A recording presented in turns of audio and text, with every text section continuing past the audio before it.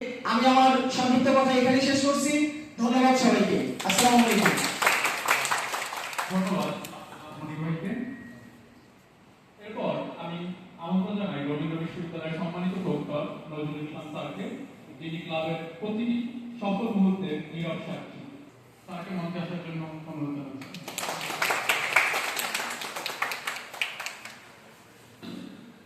শুভ দুপুর।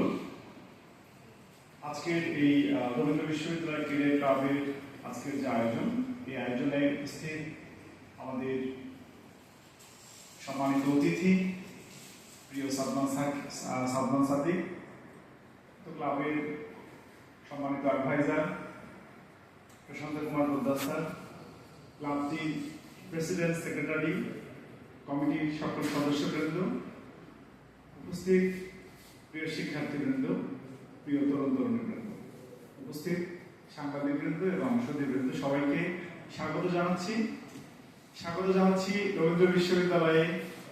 আমরা আমাদের এই বিশ্ববিদ্যালয়টি একটি প্রত্যন্ত অঞ্চলে প্রতিষ্ঠিত, কিন্তু আমরা মেধায়, মননের চিন্তায় কতটা এগিয়েছি সেটা আজকের এই প্রোগ্রামটি তার প্রমাণ করে। আমরা আমাদের চিন্তা, আমরা আমাদের যে সৃজনশীলতা, সেটি আমরা শুধুমাত্র সিরাজগঞ্জে আটকে রাখতে চাই না, আমরা যে পুরো বিশ্ব জুড়ে ছড়িয়ে দিতে চাই, সেটি প্রমাণ বহন করে আজকের এই আয়োজনটি। আমি খুবই ছোট মানুষ, আমরা নিশ্চয়ই আমাদের গেস্টের কাছ থেকে শুনবো, আমি নিজে কিছু শিখতে চাই।